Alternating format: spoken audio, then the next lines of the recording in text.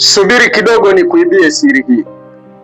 Viko vitu vingi sana ambavyo hatuelezwi siri zake kwa upande wa lishe na tiba asili. Haya hapa ni majani ya mlimao.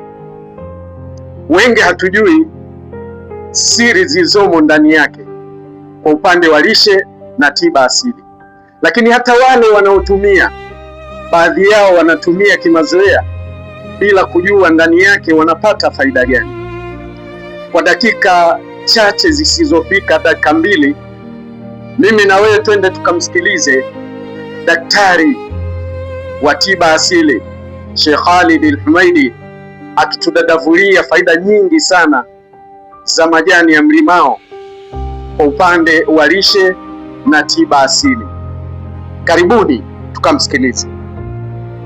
دائما أذكركم وأقول إن الله تبارك وتعالى لم يخلق شيئا عبثا. هذه الأوراق لماذا يخفون عنا فوائدها العجيبة المذهلة؟ أوراق شجرة الليمون فيها من الفوائد والعجائب ما لا يحصيه إلا الله تبارك وتعالى. فهي تحتوي على زيوت عطرية لمعالجة الاكتئاب والقلق والأرق، تحتوي على مضادات أكسدة قوية جدا لمقاومة الإجهاد التأكسدي، وتساعد الخلايا وتحميها من أضرار الجذور الحرة، تساعد على الاسترخاء والنوم العميق، فيها خصائص مضادة للبكتيريا والفطريات ومضادة للالتهابات، تدعم صحة القلب والشرايين والأوعية الدموية. وأنصح بشدة النساء على الاستفادة منها لأنها تؤخر ظهور علامات الشيخوخة على البشرة والجلد، تعمل كمذيب للجلطات. أسأل الله لكم العافية.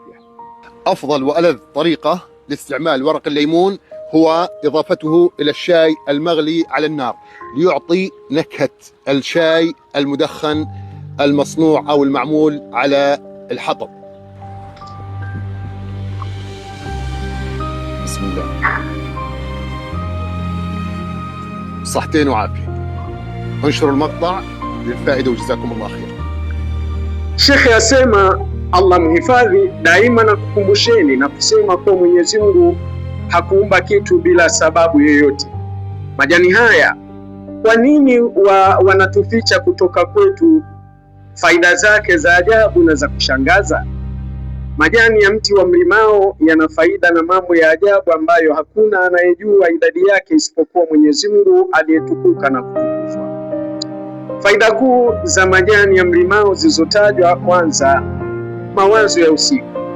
Majani ya mlimao yana mafuta ya asili, yani essential oils, yanayosaidia kutibu msongo wa mawazo, yani depression, wasiwasi, yani anxiety, na kukosa usingizi, yani insomnia.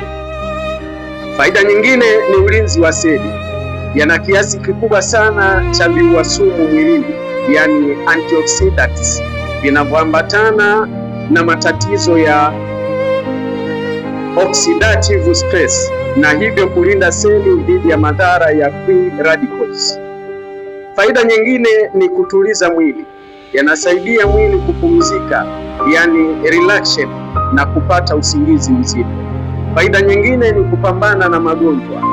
Yana uwezo wa kupambana na bakteria, fungus, na kuzuia uvimbe mwilini, yani anti-inflammatory. Vile vile faida nyingine ni afya ya moyo. Yanaimarisha na kusaidia afya ya moyo, mishipa ya damu na mzunguko wa damu. Faida nyingine ni kuyeyusha vilio vya damu.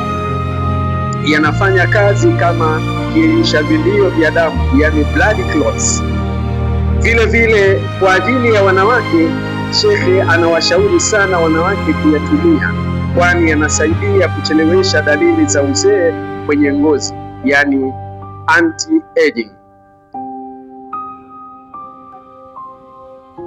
Njia bora na tamu zaidi ya kutumia majani ya mlimao ni kuyatumbukiza au kuyachanganya kwenye chai inayotokota jikoni, ili kuipa chai hiyo ladha nzuri kama ya chai iliyopikwa na kuni.